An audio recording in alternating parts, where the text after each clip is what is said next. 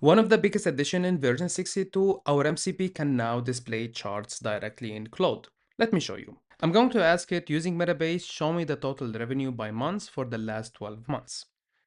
While it's loading, I want to say make sure your tables and columns have a proper names and description in Metabase. The richer metadata, the better results.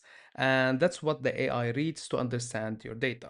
You can see now it's already saw the revenue metric in my order table, and then it start constructing the query.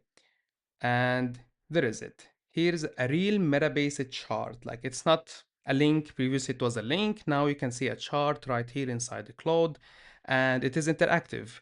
If I hover over any point, I can see the exact values. I can change it to a bar chart, or even I can view the data behind this chart. Also, I have the option to apply filters and change the time grouping. And if I want to go deeper, actually, I can drill through. Like, for example, I want to see what is the data in last March. I can see this results, and now I can open it inside Metabase, which will shows me the table behind this exact data point. Also, I can apply addition on this chart. Like, for example, I can tell it, can you compare it with the order count? Like I want to add an extra metric on this chart. And as you can see, it added an extra metric, the count of orders as an extra line chart. And if I want to see the new column, I can go to the table view and I can view that.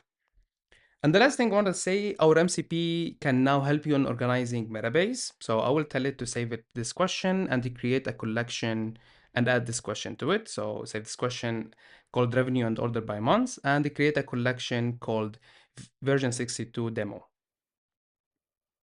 And as you can see now, it will create the question, it will save it in Metabase, and then it will create the new collection, save it there.